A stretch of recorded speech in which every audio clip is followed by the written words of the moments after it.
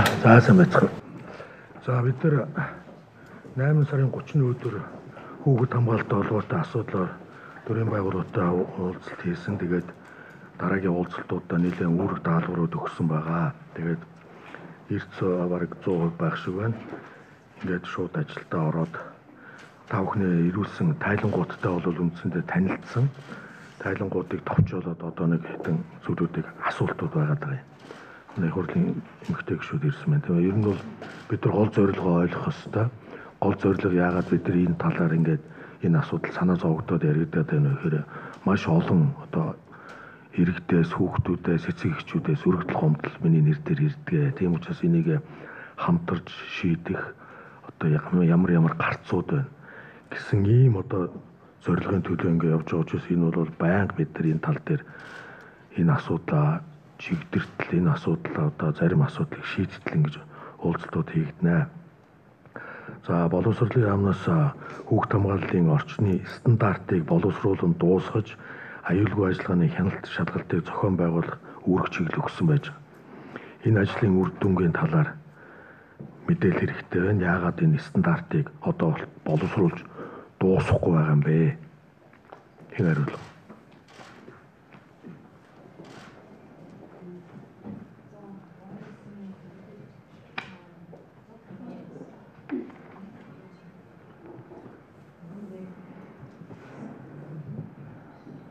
2018 оны 6 дугаар сарын 28-ны өдөр их хурлын чуулганы нэгдсэн уралдаанд оролцож хүүхд хамгааллын талаар 6 ийм чиглэлээр үүрэг даалгавар өгсөний 3 нь одоо яг боловсрол сайн шинжилгээ ухаан спортын яамтай шууд холбоотой ийм үүрэг даалгавар байсан. За энэ үүрэг даалгаврын хүрээнд өнөөдөр манай яамнаас нэлээд эрчимтэй ажлуудыг хийж хэрэгжилт нь бол одоо 50-аас 100% та явагдаж байна. Нэгдсэн үндэсний байгууллагын хүүхдийн сантай хамтраад бид нар сургуулийн өмнөх боловсролын байгууллагын сургалтын орчны стандартыг батлаад хэрэгжүүлэх зөвлөмжийн хамт одоо улсын хэмжээнд бүх цэцэрлэгийн удирдлагууд аймаг нийслэл сум дүүргийн боловсролын газарт хөргүүлсэн. За энэ ажлын хүрээнд өнөөдөр яг юу хийгдэж байна вэ гэхээр энэ стандартын дагуу өөрсдийнхөө одоо яг тэр орчин дээр үнэлгээ хийгээд дахин бид нарт одоо явуулсны үндсэн дээр өөрсдийн хөрөнгөөр тухайн стандартыг сайжруулахад одоо цэцэрлэгүүд юу хийж чадах юм хийж чадахгүй бол бид нар улсын төсөвт ямар одоо хөрөнгө мөнгийг шийдэх юм бэ гэдгээ бид нар харнаа. За тэгэхээр энэ ажил бол стандарт батлагдсан 100%. Яг одоо өөрсдийнхөө ажлын байран дээр үнэлгээ дахин хийгдэж байгаа стандартын дагуу энэ ажил бол 70% та явагдаж байна. За тэгэхээр 11 сард дуусах уу? 11 сард дуусна. 11 сард. За хоёрдугаар энэ орчны аюулгүй байдалд үнэлгээ хийсэн байгаа юм. Тэгээ улсын хэмжээнд нийт сургуулийн 11% нь их эрсдэлтэй, 31% нь дунд эрсдэлтэй, 57% нь бага эрсдэлтэй гэсэн үнэлгээ гарсан байж байгаа. Тэгэхээр эрсдэлгүй сургууль эндээс харагдахгүй байгаа байхгүй. Тэгэхээр эрсдэлгүй сургууль байна гэдэг маань одоо дахиад нөгөө гол хохирогч нь хүүхдүүд болох гэдэг байна. 11% нь өндөр эрсдэлтэй, 31% нь дунд эрсдэлтэй, 57% нь бага эрсдэлтэй гэдэг. Эрсдэлгүй байх боломж байгаа юу? За сургуулийн орчны стандартыг боловсруулахын үндсэн ажил нь бид нар улсын хэмжээнд 571 сургууль дээр нийслэлийн хэмжээнд 100%, орон нутгийн хэмжээнд бол 3 аймгаас бусд нь өнөөдөр эрсдлийн үнэлгээгээ хийгээд явуулсан. Энэ ажил бол 88% та байна. За энэ эрсдлийн үнэлгээ хийсний үр дүнд өнөөдөр бид юуг тогтоосон бэ гэхээр их эрсдэлтэй үнэлэгдсэн улсын хэмжээнд 65 сургууль байна. Үүнээс нийслэлд 15 сургууль, 50 сургууль орон нутагт байна. Тэгээд бид нар энэ эрсдлийн үнэлгээг хийхдээ гадна орчин, дотоод орчин, биеийн тамирын талбай, дээвэр, цахилгаан, сантехник, гэрэлтүүлэг, ариун цэврийн байгууламж зэрэг энэ одоо үзүүлэлтүүдийг оруулаад энэ эрсдлийн үнэлгээг хийсэн байгаа. За тэгэхээр ер нь бол 70 оноос хойш манай одоо сургуулиудын барилгууд бол яг 1970 оноос хойш баригдсан байдаг. Өнөөдрийн эхний сургууль бол 50 жил болж байгаа ийм сургуулиуд байна. Насжилтын хувьд бол одоо гүйцсэн мөн одоо засвар үйлчилгээнд бид нар бас хангалттай төсөв мөнгө хуваарлагдаж чаддаггүй байсан учраас зөвхөн одоо будаг төрхөх төдийд юм уу цонхоо янзлах юм уу анги танхимаа будах төдийд явдаг байсан. Тэгэхээр одоо яг энэ эрсдлийн үнэлгээ хийсний үр дүнд бид нар илүү одоо тэр дээвэр, цахилгаан, сантехникийн ажлууд дээр бид нар одоо хөрөнгө оруулалтыг тавьж байна. 19 онд энэ засварын ажлуудыг бол хийх тал дээр бид нар ажиллаж байна. Одоо 10 сард мөн энэ 65 сургуулиас бид нар дахин эрсдлийн үнэлгээгээ очиж дахин шалгана. Энэ шалгагдсанаас хойш 65 сургуулиас хэдэн өөрийнхөө одоо болцоо хөрөнгөөр энэ эрсдлээ бас багасгасан бэ гэдгийг бас бид нар 10 сар дахин үнэлэх гэж байна. За маш их гомдол гарч байгаа нэг асуудал манай энэ их хурлын гишүүд бас өөрсдөө энэ дээр бас анхаарна. 6 настай хүүхдүүдийн сургууль хөдөө орон нутгийн 6 настай хүүхдүүдийн асуудал гэр бүл салалт янз бүр гэдэг энэ дээр бол дайлангуй орон нутгаас бол асар их гомдол ирдэг. Иргэдтэй уулзаад энийг яригддаг. За төв суурин газрууд бол яг 6 настай хүүхдүүдийг эцгийнх нь хөргөж өгч буцаагаад аваа явж хөдөө байгаа малчид одоо сумын төвдөө 6 настай хүүхдийг хөргөж өгөх асуудлаас үүссэн асуудлуудыг насны шийдлийг яах энэ тал дээр бол ямар нэгэн бодлого одоо яригдж байгаа зүйлүүд энэ бол одоо маш их яригддаг шүү дээ. Тэгэхээр энийг яах ёстой шийдэл байна уу? Азлагдсан аймаг сумдуудыг яах ёстой вэ гэдэг. Энийг одоо бид зохицуулахгүй бол одоо энэ мөнгөний одоо асуудал яригдаад байна. Боловсролын яам энэ дээр ямар нэгэн бодлого шийдэл яригдж байгаа юм байна уу? За энэ асуултанд манай ерөнхий боловсролын бодлогын газрын ахлах мэргэжилтэн Мигмар хариулна. За би яг бага боловсролын сургалтын асуудал хэрэгцсэн мэргэжилтэн байгаа. Тэгэхээр боловсролын тухай хуульд бол яа харахгүй зайлшгүй нөхцөл байдлын өмнөөс улмаас 6 наснаас нь сургуульд элсэх боломжгүй малчдын хүүхдийг одоо эцгийнх нь гаргасан хүсэлтийг үндэслэж шийдвэрлэх ийм чиглэл хууль дээр орсон. Тэгээ боловсролын сайдаас 2016 онд яг ерөнхий боловсролын сургуулийн малчдын 6 настай хүүхдийн элсэлттэй холбоотой сайдын чиглэл гаргасан байгаа. Энэтэй холбоотойгоор яг үнэхээр одоо ар гэрийн амьдрал малчдын одоо ахуйн амьдралтай холбоотойгоор тухайн хүүхдээ эцэг их энэ жил сургуульд суралцуулах боломжгүй байна гэж бид нар тэр саналыг хүлээж аваад 1 жилийн хугацаанд хойшлуулж байгаа. Энэтэй холбоотойгоор бидний хариу авж байгаа арга хэмжээ бол саний төрийн нарийн бичгийн дарга ярьсан дотуур байрныхаа орчин нөхцөл үйлчлэгийг л бид нар илүү эцэг их хүүхдээ орхиод 6 настай хүүхдээ явахад бүх талаараа аюулгүй байх, сурч өгч тэр боломжийг бүрдүүлэх, туслах багш ажиллуулах энэ чиглэлээр хариу арга хэмжээнүүдээ бас зэрэгцүүлээд ажиллаад явж байгаа. Яг өнгөрсөн хичээлийн жилийн байдлаар бол малчид маань яг 21 аймагаас энэ 6 настай яг малчдын хүүхдүүд элсэлтэд хойшлуулсан бол 1335 ийм хүүхэд бол элсэлтэд хойшлуулсан. Тэд нар маань энэ жил орж ирж байгаа. Энэ жилийн мэдээ бол одоохондоо статистик мэдээгээр хараахан гараагүй. Гэхдээ аль болохоор л би бүхэн яг малчдын хүүхдийг аюулгүй байдалд л одоо байлгах энэ бүх боломжийнхаа чиглэлээр л ажиллаж байна. Шийдэл бишэлтэй аюулгүй байдал гэдэг чинь тэгэхээр одоо юу гэж байна гэхээр хөдөө орон нутгийн хүүхдүүдийг 7 настайгаас сургуульд оруулдаг болгохын тулд 6-аас 7 нас 1 жилийн нас гэдэг бол маш их өөрчлөлттэй байдаг. Тэгэхээр ерөөсөө тэр 7 нас руу н оруулах асуудал төр шийдэл гаргаж ил гэдэг байгаа байхгүй. Тэгээс аюулгүй орчин байлгах юм бол бүх насан дээр л аюулгүй орчин байлгах хэрэгтэй. 6 настай хүүхдүүд бүгдээрээ сумын төв дээр ирээд аймгийн төв дээр ирээд дотор байранд 100% хамрагдана гэж байхгүй. Тэгээ энэ тал дээр бид нэг хууль санаачлаад явах хэрэгтэй юм л да.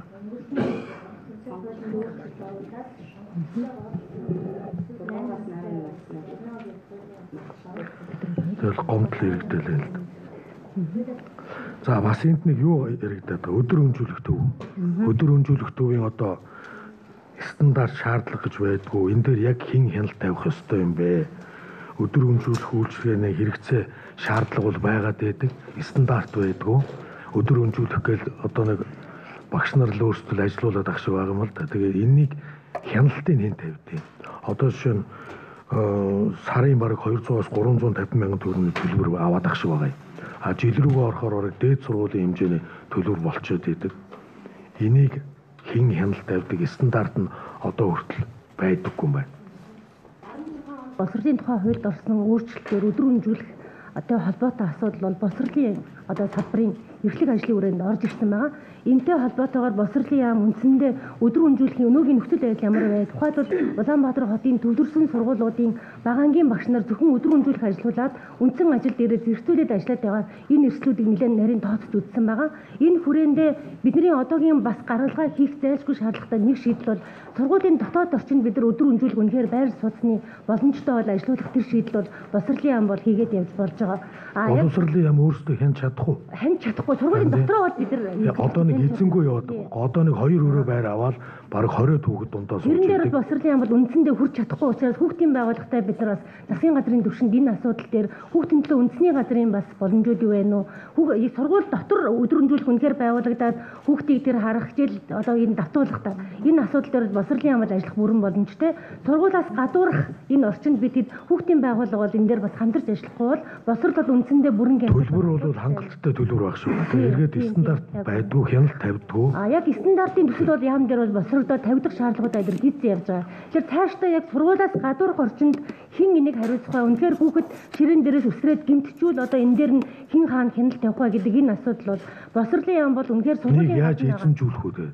Бид эдийн санал бол хүүхдийн төлөө одоо хүртэл статистик тоо харах байхгүй одоо хэдэн өдөр өмжүүлэх байгаа юм. Хүүхдийн төлөө газар засгийн газар руу бид нар бас нэг хамтарсан санал оруулсан явж байгаа. Үндэ өдөр өмжүүлэх бол бидний санааг зовоож байгаа учраас хүүхдийн байгууллага сургуулиас гаднах орчинд хяналт тавих боломжтой. Сургууль дотороо бид нар бол яхаа аргагүй энэ орчин нөхцөл байр сууцны боломж байвал сургууль дотор өдөр өмжүүлэх ажиллах нь бол боловсролын яам бол хариуцаад явъя гэсэн ийм хоёр чиглэлээр л ярилцаад явж байна.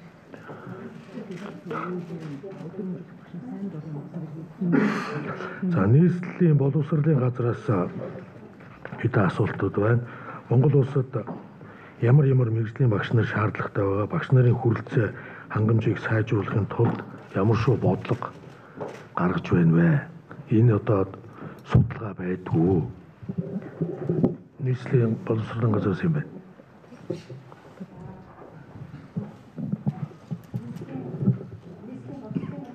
Багш нарын хүрэлцээ хангамжийн судалгаанд жил бүрийн шинжилгээ үнэлгээ хийгээд ажиллаж байгаа.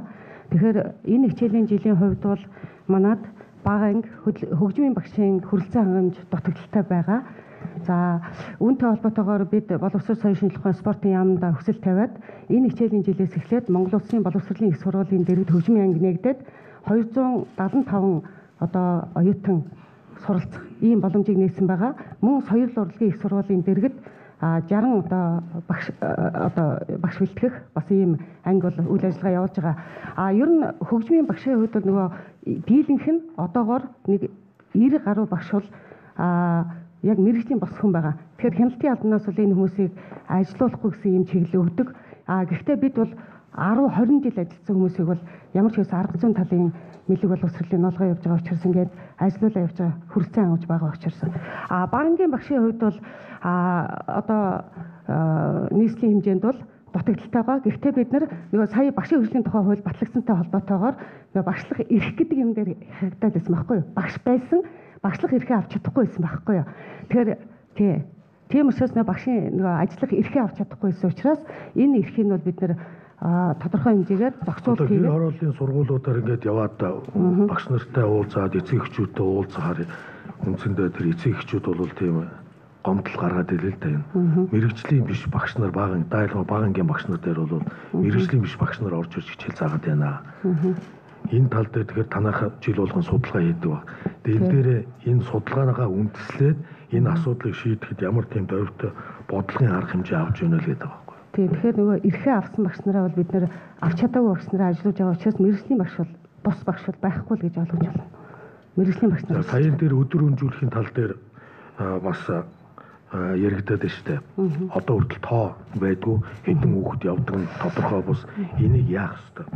За нийслэлийн хэмжээнд бол 2013 онд нийслэлийн боловсролын газрын даргын тушаалаар өдөр өмжүүлэх одоо ажиллаж байгаатай холбоотой багангийн багш нарыг давхар өдөр өмжүүлэх ажиллуулгыг хоригдсон тушаал гарсан байдаг. Тэгээ энэ тушаалыг бид нар бол мөрдөөд одоо яамтайгаа хамтраад хэн шалгалт хийгээ явж байгаа. Ийм учраас одоо манай багангийн багшаар ажиллаж байгаа хүмүүс сүүлийн одоо үеийн судалгаагаар бол давхар ийм өдөр өмжүүлэх ажиллаж байгаа гэсэн асуудал байхгүй. Өдөр өмжүүлэх чиглэлээр холбоо байдаг юм билээ. Өдөр өмжүүлэх багш нарын холбоо гээд 40 гаруй хүнтэй ийм холбооны удирдлага саяхан надтай уулзсан. Тэгэхээр энэ холбооны чиглэлээр бол ямар үйл ажиллагаа явуулж байна. Тэгэхээр одоо бол нөгөө дүүргийн хөдөлгөөний хадгалт бол өөрсдийнхөө яриаг шиг хамгаалах холбоо шүү. Тийм. Бидний яриад байгаа бол жишээ нь би нэг 2 өдөр өмжүүлэхээр орж байгаа юм. 2 өрөө хөлсөлдсөн тэр багш нь хичээлээ тарангуудаа тэнд өөрсдийнхөө одоо тэр үйл ажиллагааг явуулдаг. 20 хэдэн хүүхэдтэй 10 хэдэн сандалтай. Тэгээд сандал дээр тодорхой 30 минут суугаад дахиад солио суугаад идэг. Тэгэхээр эндээс тэр стандарт гэдэг юм чинь харагдахгүй болчиход байгаа байхгүй юу? Тэгэхээр одоо бол энэ лүү анхаараач гэж. Одоо тоотой бол стандартаар хин хянах вэ гэдэг. Одоо бол хөдөлмөр халамжийн хилтэс газар юугаа төв байгуулах эрхийн нөгөөд байгаа байхгүй юу? Тэгээд боловсролын хилцүүд дүгнэлт өгөөд ингээ хяналт бол муутай явж байгаа үнэ. Тийм дараагийн уулзалтан дээр энэ дээр тодорхой саналтай болж байна. За дөрөвний уулзалтан дээр энэ цэцэрлэгийн тарах цаг аав ээжийн ажлын цагтай холбогдоод одоо энэ асуудал нэлээд хүндрэл гаргадаг. Энийг ямар шийдэлтэйгээр орж ирсэн бэ? Шийдлээ гаргасан уу? Санаа оноо одоо судалсан барьсан шийдэл рүү түрүүчийн уулзалтан дээр ярьсан. За түрүүчийн уулзалтан дээр гарсан шийдвэрийн даваа бид нар шийдэл бол гаргасан. Өөрөөр уртсган цагийн бүлэг одоо яг энэ асуудалтай байгаа цэцэрлэгүүд цөөхөн цэцэрлэг байгаа шүү дээ. Тэрэн дээрээ гаргаад ингээд энэ асуудал дээрээ холимог бүлгээр багш тодорхой хэмжээгээр эцэг эхээс одоогийн зохицуулалт бол бага цаг төлбөр нөгөө хуучин авдаг байсан нүгээрээ аваад явж байгаа. Одоо боловсролын хуулинд бас нэмэлт өөрчлөлт оруулахаар энэ чиглэл дээр ажиллаж байгаа учраас төсвөр оруулах шаардлагатай байгаа байхгүй юу? Тохиролцоод явна гэсэн үг. Тийм, тохиролцоод явж байгаа гэсэн үг. Уртсгсан цаг гэдэг холимог өөрчлөх юм. За одоо тэгэл бид бол саналаа хөргүүлсэн байгаа юм да. Тэгээд тодорхой алхам хийгдэх байх гэж бодож байна. Хийгдэг үү тийм ээ. За бас нэг асуудал байгаа. Одоо бол үдийн цай бол 600 төгрөг байгаа. Тийм. Энэ төсвөр 1200 орж байгаа юм тийм ээ. Хоол болоод 1200. За 600 төгрөг бол үндсэндээ долларын ханш хэд байхад 1400 орчим байхад тавигдсан 600. Одоо долларын ханш чинь 2500 гараа явагдсан. Ингээ 1200 гэдэг чинь үндсэндээ бараг 50 центээр л байгаад байгаа байхгүй. За энэ дээр нэг асуудал гараад байгаа нь хэрэв 1200 уусан тохиолдолд энэ стандартуудыг яах ёстой юм. Одоо жишээ нь хэд хэдэн сургуулиудаар ороод ингээд асуугаад түрээсийн төлбөр 600 төгрөгнөөс суутгаад байгаа байхгүй. Сургуулиуд. Тэгэхээр 600 төгрөгнөөс түрээс төлж гинэ гэдэг чинь нөгөө хүүхдэд очиход хоолны мөнгө маань 400 ордог, 300 ордог болно. 400-300-аар хоол хийнэ гэдэг маань нөгөө илчлэгийн асуудал. Нөгөө стандартны асуудал. Дахиад энэ хоол өөрөө илчлэг юу н хуульчлагдаж стандарт нь тогтоогдог байгаа байхгүй. Хэд хэдэн газруудаар орсон зүгээр ерөнхийдөө нэг тийм усан бантан хийдсэн том тоогоонд кастрюль. За яг аргагүй ихэнд хүүхдүүд гэрээс аягтаал явж байгаа. Тэгээд тэр аягны стандарт нөгөө пяур аягнууд байгаа даа. Гэр оруулалтын бол банк тэрийг угаагаад авах боломж байхгүй. Эргээд асуудал нь нөгөө өвчин үүсгээд энэ асуудлууд руу бид нар анхаарахгүй юм бол нэн тэргүүнд 1200 болох ёстой. Өдний хоол болж байгаа гэж яг шиг байна. Гэхдээ энэ мөнгө тэр чигээр 100% хоол цалин хоёр руу орохгүй бол түрээс рүү орчод байгаа байхгүй. Сургууль хажуудаа тийм хоолны юудал байх ёстой ш. Тэр түрээс хасагдаад байна гэдэг маань нөгөө хоолны чанар буюу хүүхдэд очиж байгаа асуудал дээр бид нар анхаарахгүй бол болохгүй болчиход байна. Шимт хичээлийн тасал дээр хяналт тавиад стандарттай болмоор байна. Энийг та нар нэлээд яриад байсан тийм ээ.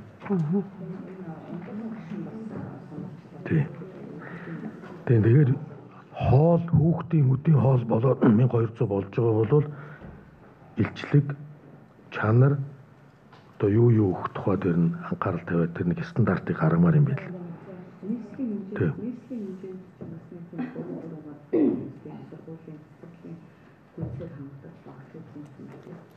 Тэр зөвхөн цэцэрлэгт байдгийг тэгэхээр төсөвдөр 1200-аар хэлцэгдээд явж байгаа. Тэгээд энэ хэрвээ батлагдах юм бол стандартыг зэрэг оруулж өгдөг тийм нормативтэй болмоор юм байна.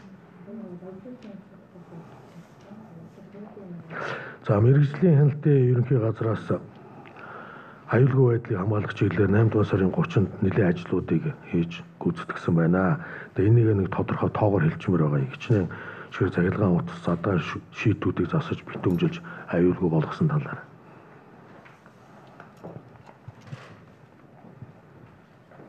Хэн байна мэргэжлээ.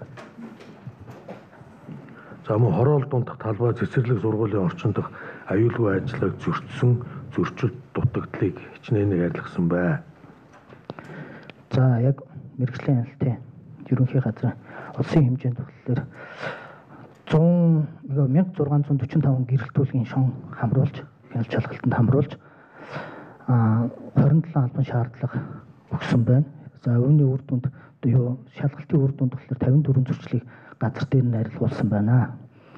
За мөн харилцаа холбооны 1386 цэвэр бохир ус дулааны 856 сугамшилжээний таг хүзүүний бүрэн бүтэн байдал шалгалт хийсэн байна. За 152 сургууль 195 цэцэрлэг хамрагдсан байна. За энэ шалгалтын үр дүнд 575 хүдгийн тагийг засварлуулах арга хэмжээ авсан байна. Тэгээд тэмдэг тэмдэглэгийг сайжруулах талаар зөвлөгөө өгч ажилласан байна. За хүнсний асуудал дээр бид нэлээд яригдсан. Хугацаа дууссан хүнсний бараа бол бараг бүх завхуудаар борлогддог. Одоо очиод ингээд тэр хугацааг нь харахаар бараг харагддгүй ингээд арилгацсан юм шиг арилгааж юм шиг. За 9 сарын 1 болоо хүүхдүүд сургуультай явлаа. Эцэг эхнийг 1000 төгрөг 2000 төгрөг хармаанд нь хийдгээ. Гараад орчингоосоо юм авдгаа. Хамгийн хэрэгсэлтэй юм бол энэ түүцнээс авж байгаа энэ хугацаанд дууссан бараанууд.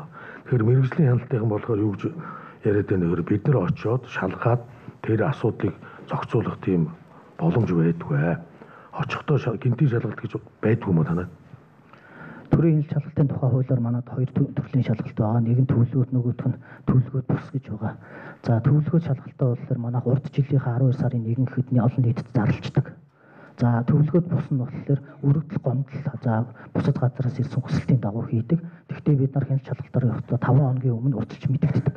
Хуулийн дагуу 5 хоногийн өмнө урьдчилаад мэдэгдэхчлээр ялангуяа ийм зөрчлүүд бол арилах ямар ч болцоо. Одоо наадхыг чинь сая бид нар нэг эдэн завхуулаар ингээ гинтийн маягаар явж байгаа юм. Тэгэд бол танаахан яг наад гомдлыг хэлж байгаа. Танаахыг одоо бид нар очиж 7 хоногийн дараа 5 хоногийн дараа шалгалаа шүү гэхээр чинь тэр чинь шалгуулах гэж байгаа юм чинь тэр бараагаа нууж хаадаг юм байгаа. Тэгэхээр энэ болоо зөрчлийн хуулийг бол бид нар энэ дээр анхаармаар юм ба. Тэгээ мэрэгжлийн хяналтынхныг өөрсдийн торгодог, устгадаг ийм эрх өгөхгүй бол бид нар энэ асуудлаас газар дээр нь шийддэг болохгүй наа чи мэрэгжлийн хяналт биш болчиход байна. Мэдээлэл өгж байгаа дараа нь шалгадаг буюу одоо ямар ч үр дүнгүй асуудал.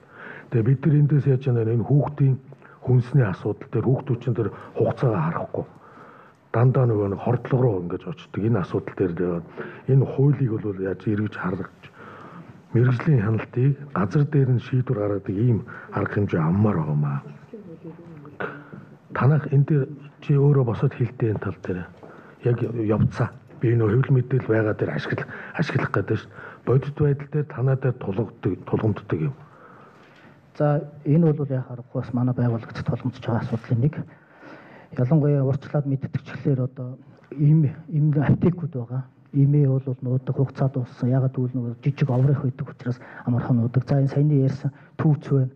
За бас хөдөлмөрийн харилцаан дээр одоо урьдчилаад мэддэгчлэр ямар ч аж ахуйн нэгжээс одоо тэр хүүхдийн одоо мүлжлэг за хүүхдийн төвчргүй хөдөлмөр гэсэн иймэрхүү зөрчлүүд бол ирэх боловсролцоо бол байдгүй. Тийм өөрсдөө эрх мэдэлтэй болох юм яриад байна л да. Тэр саналыг ч сонсох гэдэг. Гишүүд байж хэвлэл мэдээлэл байж. Энэ бол одоо хууль дээр шалгаад хууль дээр өөрчлөлт оруулахгүй л нөө төрийн хяналт шалгалтын тухай хуулиараа бол бид нарыг олын үйл ажиллагааг ингээд хязгаарлалцсан байгаа. Хэрвээ хууль дээр өөрчлөлт оруулаад ингэх юм бол манай байцаагч нар бол одоо гинтийн хяналт шалгалт хийхэд бол бэлэн байгаа.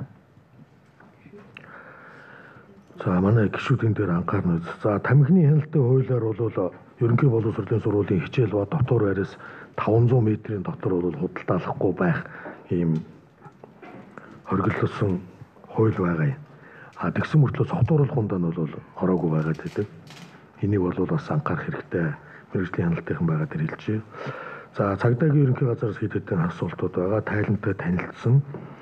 За захим орчинд гэмт хэрэгээс урьдчилан сэргийлэх ажлын үр дүн юу болсон бэ? Захим орчин дээр бол бид нар одоо нэлээд тэмцээд байгаа боловч үр дүн нэг ажиллагаа явуулангууд гараад ажиллагаа зогсонгууд буцаж алдагдаад байна. Саяхан одоо сүүлд болсон нэг 7 хоногийн өмнө гарсан нэг тэр бол маш ноцтой юм одоо гарлаа шүү дээ.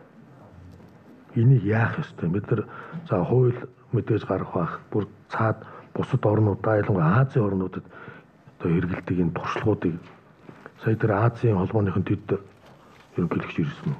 Манайхыг хариулсан. Facebook юм. Тэр бол танах Кирилл үсгтэй учраас манай танигддаггүй энэ асуудал дээр бол анхаарахад бол нэг тийм бидний хувьд бол хүндрэлтэй гэсэн юм ярьж. Тэгэхээр бид нар өөрсдөө энэ тал дээр анх хэмжээ аммаар байгаа байхгүй. За цагдаагийн ерөнхий газрын тэргүүндэд дараа хорондоо отхон жаргал байна. За захин гэмтэргээс урдсан сэргийлэх энэ Амфренд гэдэг хөдөлгөөнийг талаар мэдээлэл, видео контентууд энэ хөндлөнгийн байгууллагын судалгаагаар сая энэ явсан арга хэмжээгээр дэд давхарцсан доогоор 6.1 сая хүнд үндсэндээ хүрсэн. За энэ гэмтэргийн шалтгаан нөхцөлийг арилгах, бусад эрсдэлт хүчин зүйлээс урдсан сэргийлэх, хамгаалах, захин орчинд зохистой хэрэглээг бий болгох, иргэдийн эрх зүйн мэдлэгийг дээшлүүлэх зорилгоор энэ харилцаа холбооны зохицуулах хороотой хамтран 11-р сард бас энэ нөлөөллийн аян зохион байгуулахаар бэлтгэл ажлыг хангаад ажиллаж байна. За ер нь бол энэ кибер захим гэмт хэрэгээс урдсан сэргийлэх чиглэлээр цагдаагийн байгууллагууд одоо кибер гэмт хэрэгтэй тэмцэх нэгжийг байгуулсан. Энэ нэгжийн хэдэн үнэтэй бүрэлдэхүүний сая дахиад дотооддоо оронтойг зохицуулт юмнуудыг хийгээд ингээ 2 дасагтай 18 хүнтэй ийм хэлтс шинээр байгуулсан. Тэгээд одоо ер нь энэ захим гэмт хэрэгээс захим гэмт хэрэгтэй олон улс одоо яаж тэмцдэг юм бэ гэдэг талаар бас бид нар бас туршлага юмнууд судалж байна л да. Сая Facebook группээс хүмүүс урьж ацарч энд бас уулзалт ярилцлага юмнууд хийсэн. Өөрсдийн бас хамтран ажиллах санамж жижиг байгууллаа. Мөн өөрсдийн эрх хөхрийн албан тушаалтныг тус компани аюулгүй байдлын албан тушаалтнуудтай шууд харилцах тийм эрх зүйн орчныг бас бий болгох талаар тодорхой яриа хэлцээрт бол хүрсэн хамтарч ажиллаж байна. За цаашдаа нэлээд дөрвтэй тэгээд зүгээр л гадны үйл ажиллагаа ялангуяа бид нар яриад байгаа тэр Азийн орнуудын үйл ажиллагааг л бид нар шууд ковидод одоо нэг Амфренд гэдэг юм чинь бол хэзээ хүртэл явах вэ? Дууссан. Тэгээ одоо яах юм дараагийн? Одоо дараа нь дахиад энэ харилцаа холбооны зохицуулах хороотой хамтраад 11-р сараас эхлүүлээд нөлөөллийн арга хэмжээнүүд юмнууд ер нь урдсан сэргийлэх ажлыг бол тасралтгүй явуулж байна л да. Явуулж байгаа.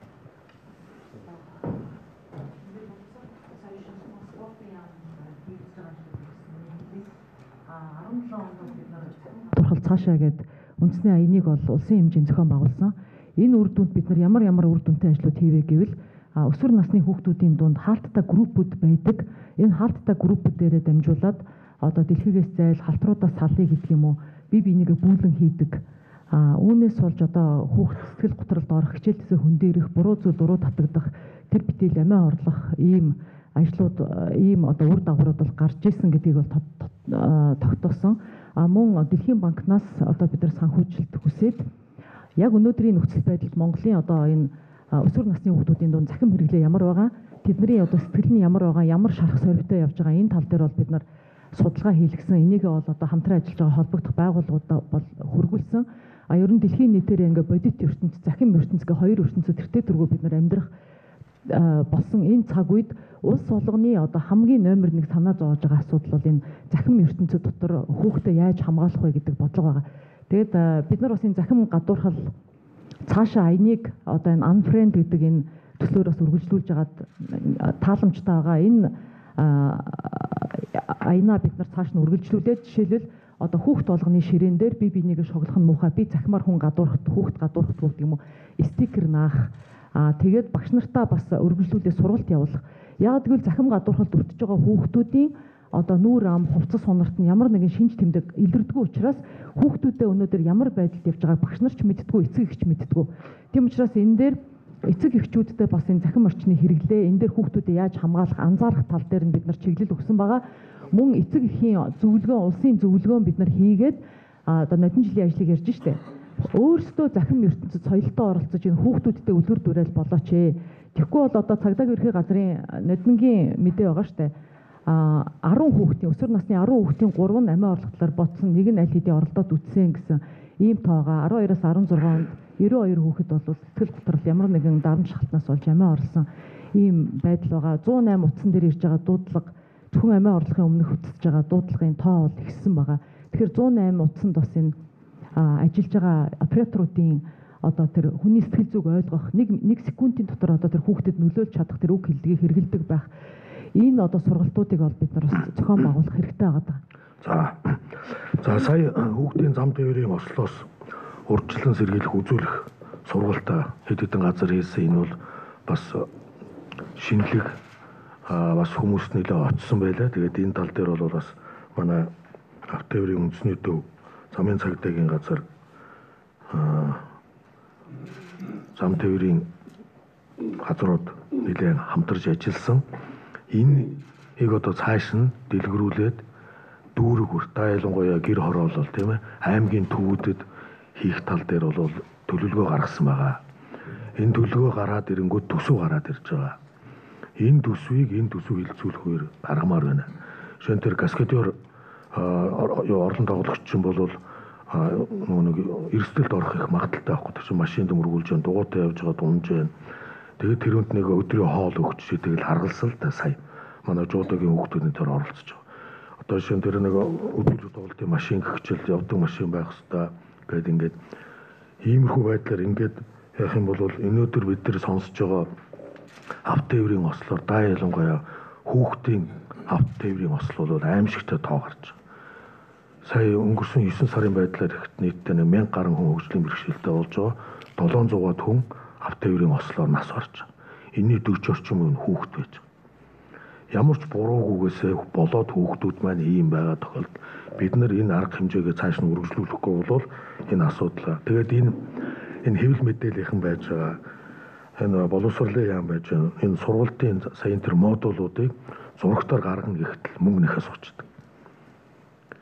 Энэ асуудал дээр бид нар хамтарч ингэж ажиллаад ингээ явахгүй нэг 200 хэдэн сая төгрөг болсон байна. Энэ дээр энэ үзүүлэх сургалтыг бусад сургалт зохион байгуулах хүсэлтийг энэ цагдаагийн байгууллагад бүх сургуулиуд зэрүүлж байгаа. За энэ сургалтыг нийслэлийн ерөнхий боловсролын 134 сургуулийн хэмжээнд зохион байгуулахад нийтдээ 276.3 сая төгрөг.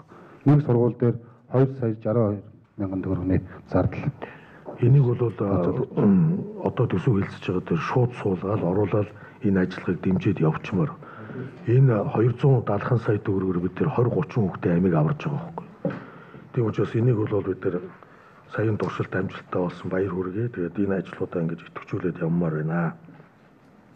За улсын хэмжээнд хүүхдийн эсрэг гэмт хэрэг өндөр гардаг 2 хороог сонгон авч хүүхэд хамгаалагч төслийг сонгон хайрхан Баян зүрх дүүрэгт хийсэн. За мэдээд энэ ажлуудыг цаашаа хийхэд бол хүч одоо цагдаагийн хүч одоо жишээ нь стандартаар бол хэдэн мянган хүнд нэг цагдаа байх хэрэгтэй байлаа дүүргүүд дээр.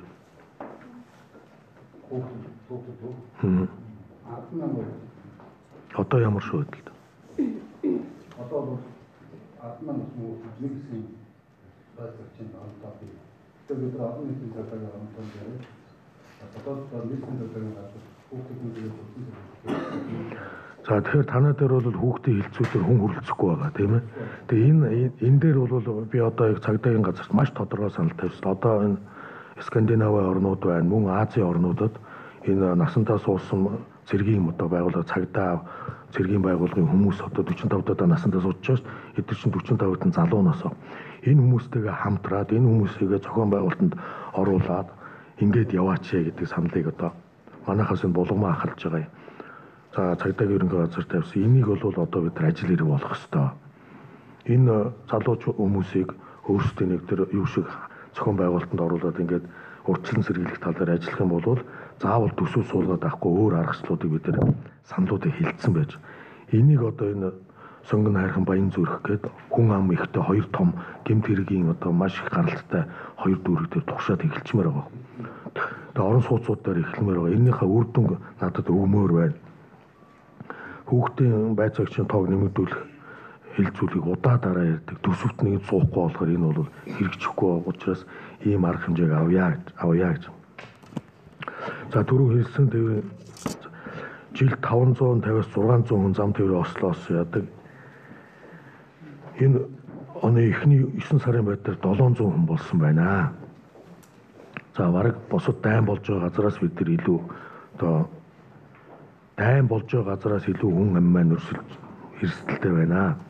За энэ дээр бас нэг асуудлууд гараад байгаа. Энэ нийт одоо аварын 98 орчим хувь нь одоо дандаа сохтуугаар машин барьж явж байгаад осол гаргадаг. Гэр бүлээрээ олноороо тэгээд энэ судалгаанууд гаргахад бол энэ хар цэгүүд гэж байдаг. Да ялгуу дархан эрдэнтийн замууд энэ хар цэгүүд дээр ямар шүү арга хэмжээ авах юм бэ? Тэр энэ тээврийн цагдаагийнхан маань ямар шүү байдалтай. Одоо хар цэгийн судалгаанууд ингээ гаргацсан байж. Өөрөө бол зурагтаар бол нэлээд сайн л ойлгохоор яриад байлаа. Яг амьдрал дээр бид нар яах вэ, тийм ээ? Энэ хар цэгүүд гэдэг дээр бусад орнууд яадаг. Одоо аваар гардаг цэгүүд чинь энэ юм байл шүү дээ. Тийм. За нөхөр эрхэлж итгэе. Тээврийн цагдаагийн албанаас бол авц замын хөгжлийн газартай хамтраад энэ хар цэгүүд гэдэг юм дээр эхний ээлжид бид нар бол одоо хяналт шалгалтуудыг зохион байгуулж байгаа. Дээрээс нь нэмж жолооч нар зориулсан мэдээллийн самбаруудыг бид нар олнороо байлгасан байгаа.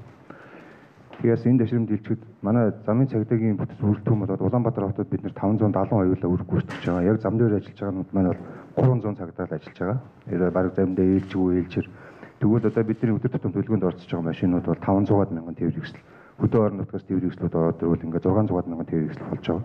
Тэгэхээр нэг цагдаад бол насгийн газрын 153 дугаар тогтоолоор бол 150-аас 200 тээвэр хэвсэл ногдно гэж болж одоо үнэндээ бол яг 3 мянган тээвэр хэвсэл ногдож нэг цагдаа бол хяналт тавьсан гэж байж байгаа. Иймэрхүү нөхцөл байна. Тийм учраас бид нар энэ авц замын хөгжлийн газар орон нутгийн өдрөл буутгаа нийлж хагаад 21 аймгийн зөвлөгөөний зохион байгуулсан цагдаагийн газраас энэ зөвлөгөөнөөрөө бид нар энэ олон хар цэгүүдийг арилгах үүрэг чиглэлийг тэр орон нутгийн өдрөл буутад бол давхар олгоцсон байна. Тэгэхээр бид нар тэмдэглэл тавих биш энэ замуудын тэр юуг арилгахыг гэсэн юм одоо стратегид ажиллаж байгаа тээврийн цагдаагийн албал. За хөдөлмөр нийгмийн хамгааллын яамнаас хэн байна?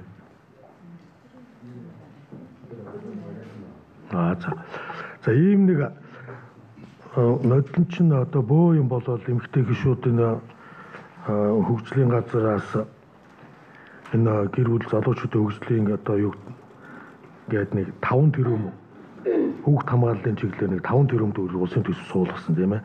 Энэ дээр нэг асуудал яригадаад байгаа. Энээс 3.7 тэрбум маань эд огшил тавилга авсан. Ердөө 10% нь одоо хүүхд хамгаалах чиглэлээр зарцуулсан. Ингээд мөнгө суулгангууд конторлол ингээл контороос ажил хийх гэдэг ингээл яваал эхэлдэг. Энэ 5 тэрбум чинь одоо бөө юм болж суулгасан биз дээ. Тэгээ одоо яагаад ийм асуудалтай болдоо? Энийг бол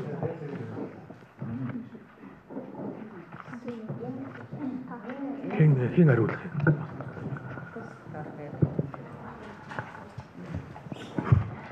За гэр бүл хүүхд залуучдын хөгжлийн газрын нар алтан суух.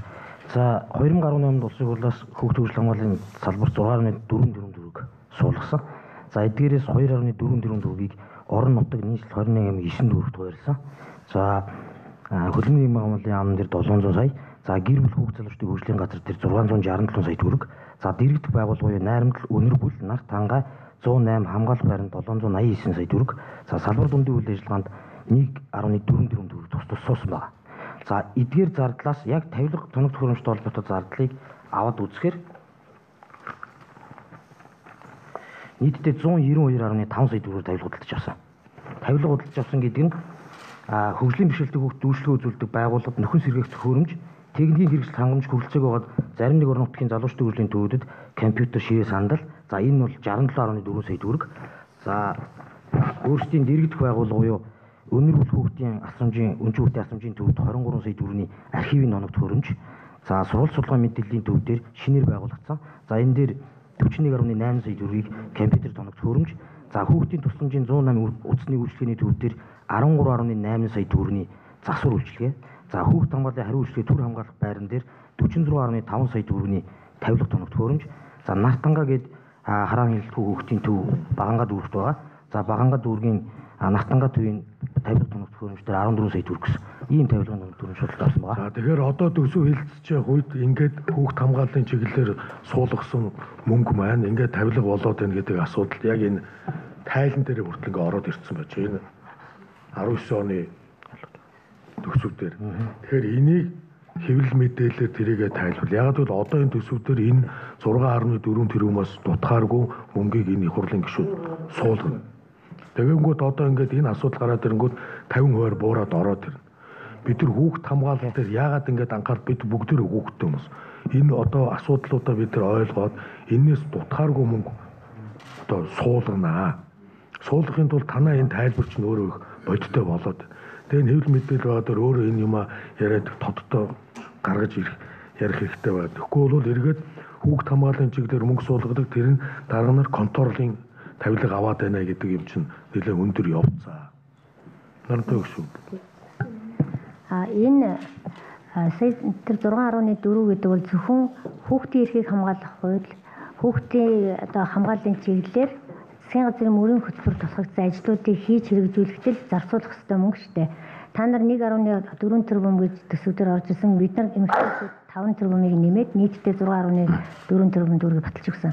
Ерөнхий сайдад асуулга тавьсан яг энэ мөнгөний зарцуултыг би харамсалтай нь асуулгын хариу бол маш тодорхой бус ирсэн учраас одоо дахиад нөгөө нийтийн сонсголтыг хийе. Улсын хурал дээрээс одоо төсвийн зарлагын хяналтын дэд хорогоор дамжуул төсвийн зарлагаар энэ хуулийн хэрэгжилтийг хангуулна гэдэг байдлаар бид нар өнөөдөр нийтийн сонсголт хийх одоо хүсэлтийг их хурлын дарга одоо бичгээр өгч байгаа. Тэгэхээр өөрөө яг саяны нэг зарцуулалтаа сая хэлж байгаагаараа дэлгэрэнгүй гаргаж өгөөрэй. Нийгмийн хамгааллын яам бол энэ дээр бас анхаарал тавиадгараа. Яг тэгвэл энэ бол нийгмийн хамгаалал хөдөлмөрийн яамны хөдөлмөр нийгмийн хамгааллын яамны багцад очиж суудсан байгаа. Дээр нь хүүхэд хамгааллын асуудлаар хамгийн их хаягдаад байгаа. Өнгөрсөн жил нэг их найдыг би бас суулгаж өгөх гэж санал гаргаж байгаад байнгын орон дээр ажлын явц дундсан санал бол нөгөө гэр бүлийн хүчирхийлэлтэй тэмцэх хуулийн хэрэгжилтийн хамтарсан багийн зардал байгаа.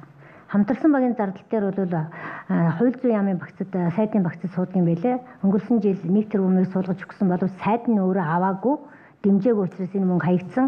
Одоо хамтарсан багууд явах зардал байхгүй байгаа.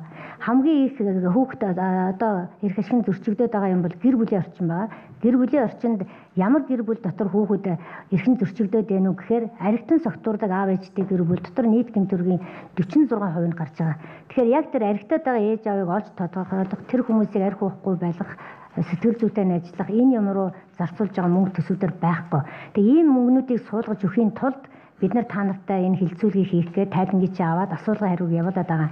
Түүнээс ямар нэгэн хүний одоо ажиллаа хийгээгүй байна гэд хариуцлага яригдана мэдээж. Гэхдээ нэг номерт хариуцлага гээгүй. Ажлаа сайжруулахын төлөө яваа учраас чин сэтгэлдээ бүгдээрээ энэ дээр хамтраад очлоо одоо оролцоод тэр нийтийн сонсголыг бас дэмжиж ажиллах зүйтэй авах гэж манай эмэгтэй гишүүд ялангуяа тийм ээ. За тэгээ танаа тайланд бол бодит зүйлүүд юу ч харагдахгүй байгаамаа. Одоо сая энэ тэр замын цагдаагийн газрынхны санаачилж хийж байгаа шиг ингээд хүндээ өрсөн. Тэгээ нэг сургалт, семинар, уулзалт, уралдаан тэмцээн зохион байгуулах гэсэн нэг ерөнхий санаанууд байгаа тийм. Хүүхд хамгааллын яг энэ чиглэл дээр яг хүүхдэд өрсөн соргод сэргэг одоо тийм юм энэ тайланд ч ерөөсөө байхгүй.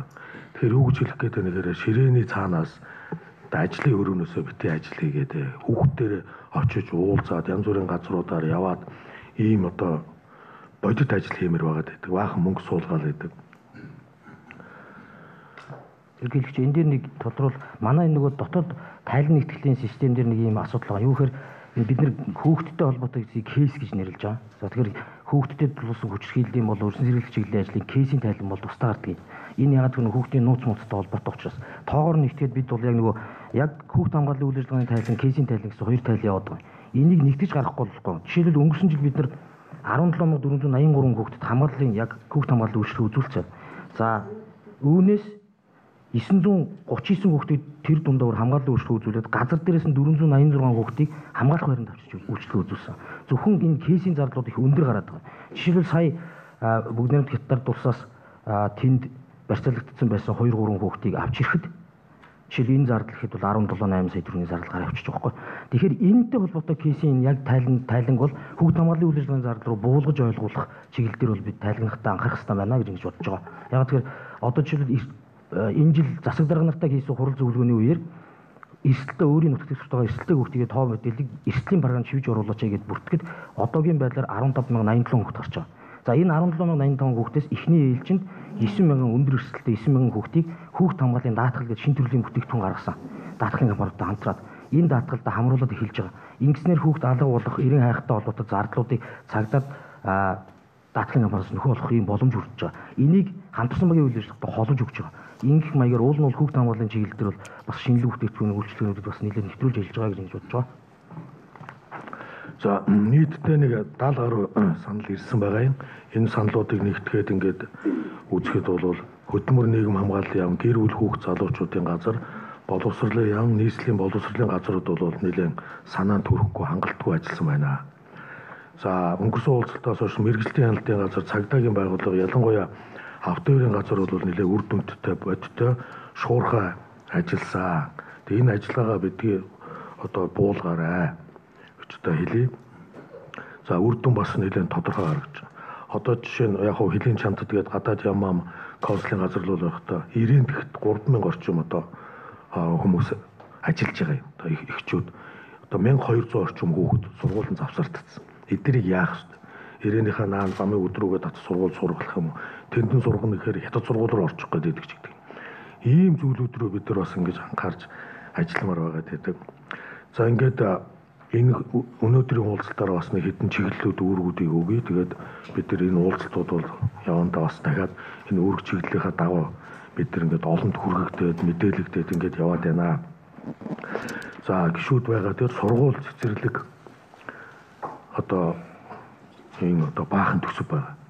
Энийг яагаад одоо нөө төр хувийн хвшлээр хувийн хвшлээ дэмжих зорилгоор стандартын гаргаж өгөөд заавал төсөвт суухгүйгээр бариулаад иж болтгүй юм бэ. Баахан сургууль цэцэрлэг зурагтай зураггүй гэл ингээл байгаад байд. Энийг хувийнхныгаа дэмжиж тийм ээ. Энийгээ төр хувийн хвшлийнхнаар энэ оруулах юм бол төсвөө хэмнэн хоёрдугаар хувийнхандаа бид нар бизнес тийм боломжтой байгаа. Ингэнгүүт манай төсөв дээр байгаа тийм урсгал зардлуудыг бид нар бас төвлөрүүлээд байх тийм боломж харагдаад энийг нэг анхаараач. За цагдаагийн байгууллагаас ерөөсөн мэдээ тайлангаас хүүхдийн эсрэг гэмт хэргийн тоо ерөөсөө буурахгүй байгаад улам л өсөх хандлагатай. За ялангуяа одоо дахиад ярихаас энэ дээр бол бага насны хүүхдийн хүчирхийлэх асуудал. Энэ бол одоо ерөөсөө тоо буурахгүй. Дандаа ойрхны хамаатан садан ахтуу одоо хойд эцэгүүдээс энэ асуудал гараад идэг. Өдөртөгт 2-3 удаа тэг мэдээ орж ирдэг. Энэ тал дээр миний ярьсан саналыг бол янз бүрээр мушгаад цогсоогоод янз бүрээр эргүүлээд ерөөсөө бага насны хүүхдийг хүчирхийлж байгаа асуудал дээр цаазан ядаг сэргийг ганцхан зүйл ингээд ярьсан ш. Тэгээ энийг засгийн газарт одоо санал өгсөн. Одоо хүртэл одоо мэдээлэл юу хариу байх. Энэ асуудлыг яах бид нар цөөхөлөө байгаад байна. Энэ олон одоо бага насны хүүхдүүд чинь тэгээд цаашдаа амьдрах одоо эрмэлзэл тийм ээ ярил уршууд нь асар хүндэр байгаад байгаа. Ийм нэг одоо анхаарал татсан асуудал байна. За дөрөв хэлээ хүүхд хамгааллын стандарт журмаа боловсруулж дуусгая. Боловсролын яам одоо хүртэл дуусгаагүй 11 сард дуусгана гэж дараагийн уулзалтаар дуусгасан байх. За цэцэрлэгийн тарах цагийн асуудал багш нарын илүү ажилласан цагийн хөлсийг төсөвт суулгаж одоо жигдлээ зохицуулчмаар байна. Тэгэхгүй одоо хүртэл тохиролцоогоор яваад байдаг 1000 төгрөг 3000 төгрөг. Энийг нэг тийшээ болгоод төсөв суулгах юм бол бас нэг ажил болох гэдэг юм аа. За дөрөвт хөдөлмөр нийгэм хамгааллын яам гэрүүл залуучуудын хөгжлийн газар үр дүнтэй ажиллах шаардлагатай байна. 18 оны төсөвт суулсан хүүхд хамгааллын одоо 6.4 тэрбум төгрөгийг сая хэллээ тийм ээ. Яг урдныхаа тайлан гил болгож тавиад дараагийнхаа тайландаа ийм зүйлүүдийг суулгана гэж ээж арахгүй бол одоо наад мөнгө чинь 50% буугаад орох нь байна шүү. За хүүхдийн байр цагчийн оронтойг түрүүн ярьлаа. Сангийн яам энэ дээр бол тийм болохгүй бах уу? Энэ дээр бол мөнгө суулгахгүй. Тэгэхээр түрүүний ярьдгаар нэг юм ярьсан шүү дээ тийм ээ. Ахмад ажилчнуудыг нэгтгэхэд эдгээр бол тангар хөргөж ийсэн улсууд учраас энэ дээр бол нэлээд бодтойгоор одоо явах хаа. За мөн зөрчлийн хуулийн дээр байгаа тэр согтууруулах хундаа хэрэглэх үедээ осол гаргасан хүмүүсийг одоо торгоод эргээ явуулчихдаг. Энийг яг хуучнараа бид нар бас тийм ээ хорих торгуулаас гадна хорих эрхийг хасгаж жолоо барих эрхийг удаанаар хасдаг юм руу орохгүй бол 200,000 төгрөг төлжөөл тэгэл эргээл тэнхтээ тэр нөгөө торгуул дээр эдгээр ач холбогдол өгч ийл хорлого аваад байгаа учраас эрхийн сэргийг асуудал дээр ч гэдэг юм.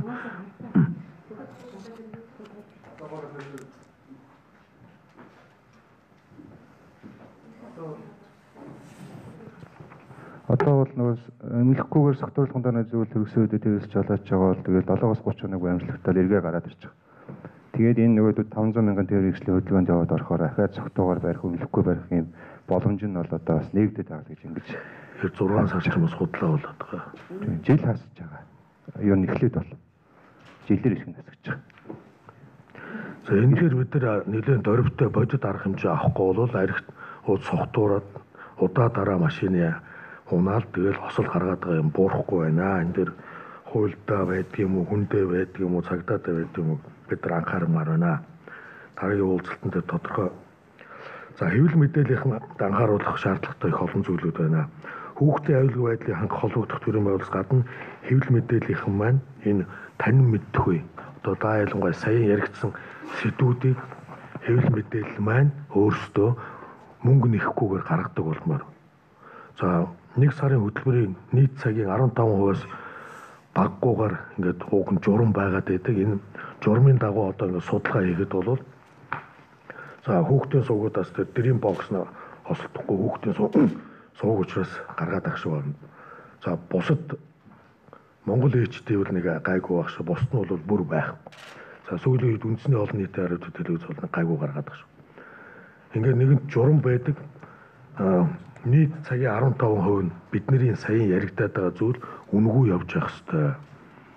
Энэ дээр хэвлэл мэдээлэл маань анхаарахгүй болвол энэ байгууллагууд ч юм өөрсдөө төсөв байхгүй, мөнгө байхгүй.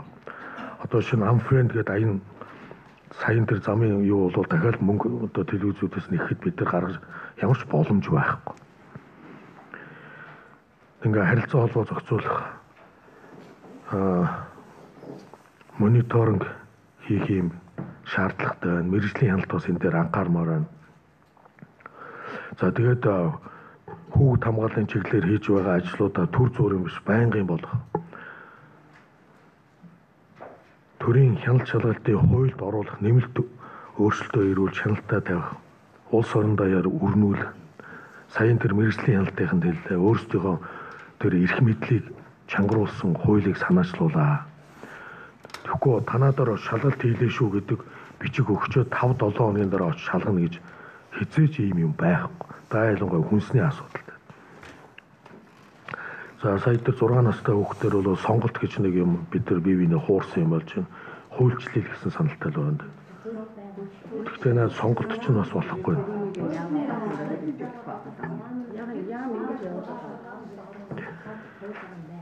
Яам нь хэрэгжүүлэхгүй энэ эцэг эхчүүдийн гомдол ирээд байна гэдэг чинь энэ яамтай холбоотой асуудлууд гараад байна. Тэгээ энийг бол хуулиар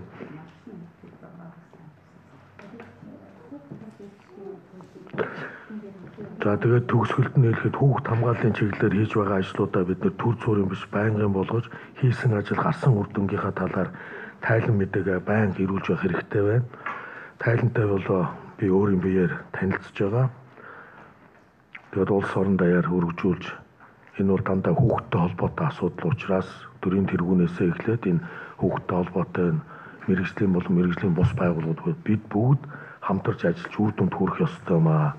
Түүнээс биш болсон болоогүй юмр ухшууд үрээд байгаа юм биш. Манай эмэгтэй гишүүд байна, их хурлын гишүүд байна. Ингэхгүй бол хүн ам маань хэд вэ? Хүн амаа өсөх гэж бид нар ямар бодлого барьж байгаа вэ? Ингээл хүүхдийн мөнгөө их хурл дээрээ тануулаад хасуулаад яваад байдаг.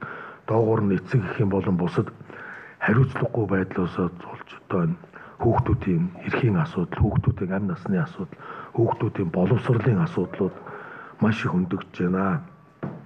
Тэгээ хэвлэл мэдээлэл дээр бид нар бас мониторинг хийгээд тэн дээр үр дүн гаргамаар байна. Хамаа оролж байгаа хүүхдийн тоо жил болгон өсөж байна. Энийг одоо бас ингээл байнга яриад байлтай биш. Танин мэдхүйн тал дээр бид нар хамтарч ажиллах, үр дүнд хүргье гэсэн ийм уулзалтууд хийж байгаа. Тэгээд дараагийн уулзалт хүртэл баярлалаа. За хэвлэл мэдээллийнх нь баярлалаа.